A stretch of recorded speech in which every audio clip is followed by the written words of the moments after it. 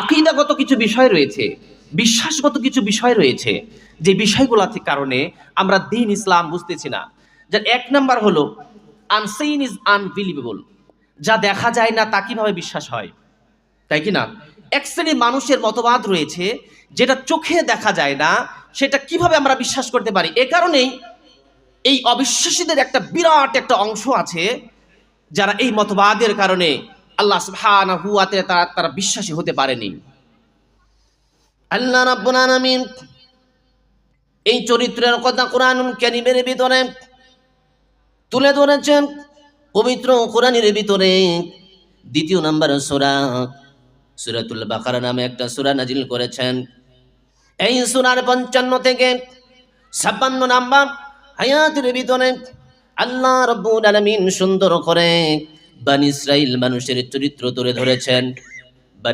বনী ইসরাইল মানুষদের চরিত্র কিরকম ছিল আল্লাহ রাব্বুল আলামিন তুলে ধরেছেন। তুলে ধরার পরে আল্লাহ রাব্বুল আলামিন বলেছেন, ওয়া ইয কুলতুম ইয়া মূসা লান নু'মিনা লাকা হাত্তা নারাল্লাহা জাহরাতান ফাআখাযাতকুমুস সা'iকাতু ওয়া আনতুম তানজুরুন। আল্লাহ রাব্বুল ইজ্জাত ওয়াল জালাল বলছেন, যখন তারা মূসা আলাইহিস সালাতু সাল্লামকে বলল, বনী ইসরাইল জাতি মূসা আলাইহিস সালাতু সাল্লামকে বলল যে, হে মূসা, আমরা তোমার প্রভুকে কখনো বিশ্বাস করব না যতক্ষণ পর্যন্ত না তোমার প্রভুকে আমরা দেখতে পাবো। এই যে বনী ইসরাইলের চরিত্র, রাসূল করিম সাল্লাল্লাহু আলাইহি সাল্লাম আজ থেকে 1400 বছর পূর্বে বলেছেন, আমার উম্মতেরা বনী ইসরাইলের সঙ্গে মিলিত হয়ে যাবে। বনী ইসরাইল জাতি বিভক্ত হয়েছিল 72 ভাগে, আর আমার উম্মতরা বিভক্ত হবে 73 ভাগে। কয় ভাগে? 73 ভাগে। যদি কেউ তার মায়ের সঙ্গে জেনা করত, বনী ইসরাইল জাতির কেউ যদি তার মায়ের সঙ্গে জেনা করত, আমার উম্মতরা তাই করবে। মানে উম্মতে মুহাম্মাদি বনী ইসরাইলের চেয়েও এক ধাপ বেশি এগিয়ে থাকবে মন্দতার দিক দিয়ে, ফিতনার দিক দিয়ে। এই জন্য ওই বনী ইসরাইলের চরিত্র গ্রহণ করেছে আমাদের সমাজের কতিপয় মানুষ, যারা বলে আনবিলিভ, যেগুলো দেখা যায় না, আনসিন ইজ আনবিলিভেবল, যা দেখা যায় না তা বিশ্বাসযোগ্য নয়। প্রিয় ভাইয়েরা আমার, এরা বনী ইসরাইলের চরিত্র। আমরা অনেক কিছু এমন বাস্তব বিষয় রয়েছে যা দেখি না, কিন্তু আমাদেরকে বিশ্বাস করতে হয়, তাই কিনা বলেন?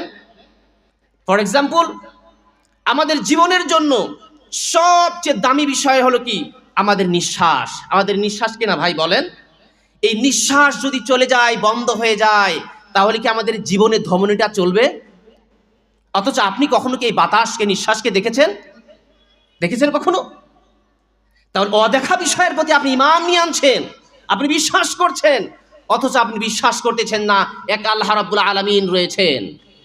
এজন্য আল্লাহ রাব্বুল আলামিন ইসলামের বেতনে, ঈমানের বেতনে আমলের কথা প্রথমে বলেন নাই। আল্লাহ রাব্বুল আলামিন প্রথমে বান্দার জন্য বলেছেন, যালিকাল কিতাবু লা রাইবা ফীহি হুদাল লিল মুত্তাকিন আল্লাযীনা ইউমিনুনা বিল গায়বি ওয়া ইউকিমুনাস সালাত। আল্লাহ রাব্বুল আলামিন বললেন, এটা হলো সেই কিতাব। এই কিতাবটা তাদের জন্য গাইডেন্স, চলার পথ, নির্দেশনা, আলো তাদের জন্য যারা বিল গায়ব, যারা অদেখা বিষয়ের উপরে বিশ্বাস স্থাপন করে। তাহলে ঈমানের পূর্ব শর্ত হলো সেই আল্লাহকে দেখা, না দেখে বিশ্বাস করা। প্রিয় ভাইরা আমার, এই না দেখে বিশ্বাস আমরা আমাদের নিঃশ্বাসকে করছি, কিন্তু আমাদের স্রষ্টাকে আমরা বিশ্বাস করছি না। আরেকটা পয়েন্ট, মানুষের ইসলামের ভিতরে ঈমানের ক্ষেত্রে বাধা, দেয়ার ইজ নো গড, স্রষ্টা বলে কেউ নাই। আরেকটা তত্ত্ব। প্রিয় ভাইরা আমার, আজকে সুন্দর একটা ব্যবস্থাপনা হয়েছে একটা মাহফিলের। এখানে সাউন্ড সিস্টেম হয়েছে, প্রধান অতিথি এসেছে, আলোচকগণ এসেছেন। এইখানে কি তারা এমনি এমনি এসেছেন, না একটা ব্যবস্থাপনার মাধ্যম দিয়ে এসেছেন? বলেন তো শুনি। না এমনিতেই মানুষ বলেছে, আর এমনিতে সবাই এখানে উপস্থিত হয়ে গেছে, একটা ব্যবস্থাপনা করা লাগে নাই? আল্লাহ রাব্বুল আলামিন তার পরিচয় কোরআনের ভিতরে তুলে ধরেছেন।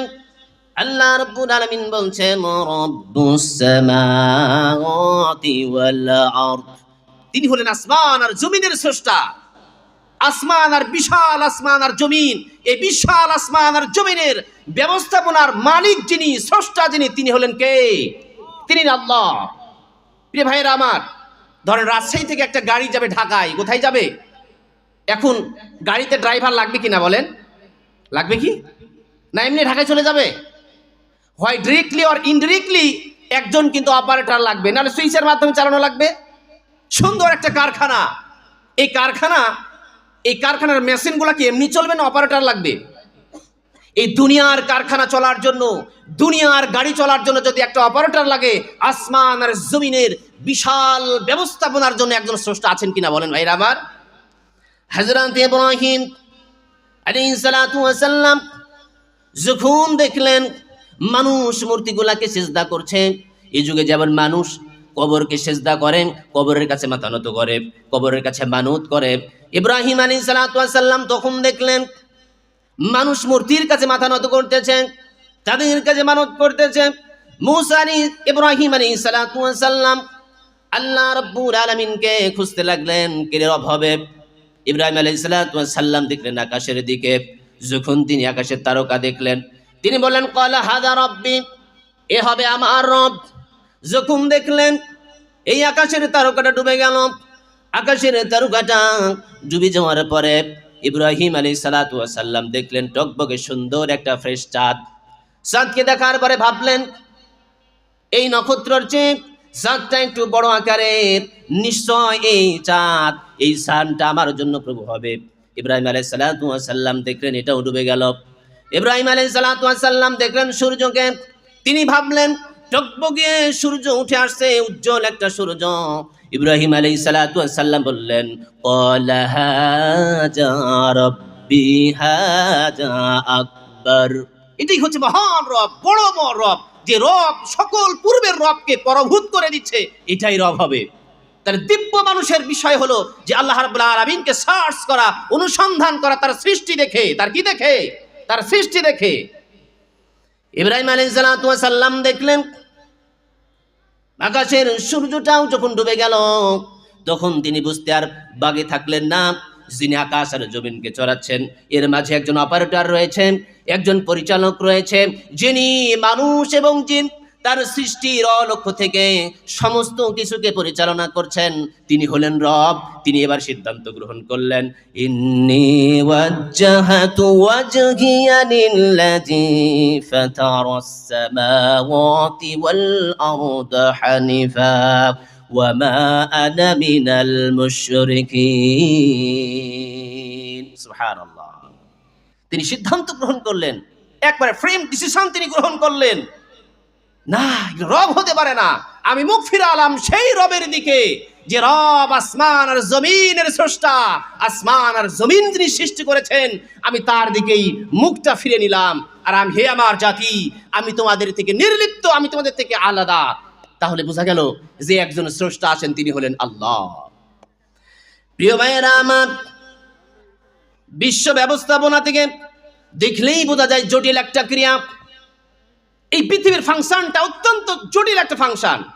আমরা যদি আল্লাহ রাব্বুল আলামিন পবিত্র কোরআনের ভিতরে তাকে অন্বেষণ করার জন্য, তার সৃষ্টিকে অবজার্ভ করার জন্য বলছেন আফালা ইয়াযুরুনা ইলাল ইবনি কাইফা খুলিকাত ওয়া ইলাস সামাই কাইফা রুফিআত। মানুষ তোমরা কি আকাশের দিকে, ইবিলের দিকে, সুন্দর উটের দিকে তাকাও না? ও মানুষ, আমি উটকে কিভাবে সৃষ্টি করেছি, সৃজন করেছি, তোমরা কি তাকাও না বান্দারা? ও আল্লাহর বান্দারা, তোমরা কি আকাশের দিকে তাকাও না? সুবহানাল্লাহ। আকাশ মিরাক্কেল একটা আল্লাহ সুবহানাহু ওয়া তাআলা ক্রিয়েশন, আল্লাহ সুবহানাহু ওয়া তাআলা একটা মিরাক্কেল ক্রিয়েশন হলো আকাশ। সুবহানাল্লাহ। এই আকাশ থেকে যে সূর্য, যে চন্দ্র, যে সূর্য এবং চন্দ্রের আলোকবর্তিকা আমরা দেখতে পাচ্ছি, এই আলোকবর্তিকা প্রতি সেকেন্ডে 3 লক্ষ কিলোমিটার দূরে যায়। সুবহানাল্লাহ। প্রিয় ভাইয়েরা আমার, এই আকাশস্থ বস্তুর ভিতরে প্রত্যেকটা বস্তু একে অপরের কাছাকাছি আসার জন্য চেষ্টা করে। গ্যালাক্সি তার পাশের বস্তুর সঙ্গে, মিল্কি ওয়ে তার পাশের বস্তুর সঙ্গে একে অপরের কাছাকাছি আসার জন্য চেষ্টা করে। বিজ্ঞানীগণ এর পরিভাষা দিয়েছেন মহাকর্ষ। এর পরিভাষা কি দিয়েছেন? মহাকর্ষ।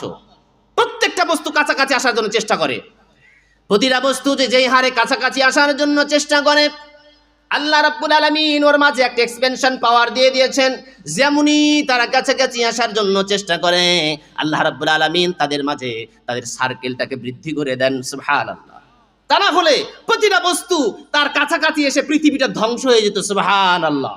সুনিবন স্রষ্টা আল্লাহ রাব্বুল আলামিন কি সুনিবন ভাবে সৃষ্টি করেছেন আসমান আর জমিন। এটা কি এমনি এমনি হয়েছে? আমি এখন কথা বলতেছি, এই কথাটার মাইকে এমনি এমনি বাজতেছে না আমার কথা বলার কারণে বাজছে? ভাইরা আমার, এই বিশ্ব ব্যবস্থাপনার জন্য আল্লাহ রাব্বুল আলামিন যিনি আছেন তিনি হলেন স্রষ্টা আল্লাহ। কত বাজলো? আলহামদুলিল্লাহ। দ্বিতীয় নম্বর বিষয়, রাসূলুল্লাহ সাল্লাল্লাহু আলাইহি ওয়াসাল্লাম বলছেন যে আয়ুরফাল ইলম ওয়া ইয়াসবুতাল জাহাল, বিদ্যা উঠে যাবে, মূর্খতা বর্ষণ করবে। আমরা জাহিলি যুগে প্রত্যাবর্তন করেছি। আমাদের ঈমানের পথে আরেকটি বাধা, মৌলিক বিষয়।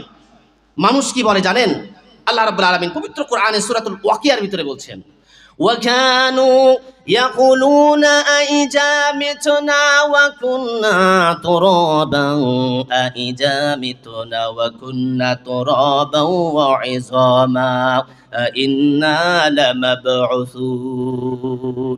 মানুষ বলে আমরা যদি মারা যাই, ইযাম, আমরা যদি হাড়ে পরিণত হয়ে যাই, মাটিতে মৃত্তিকায় পরিণত হয়ে যায়, এরপরেও কি আল্লাহ রাব্বুল আলামিন আমাদেরকে তুলবেন?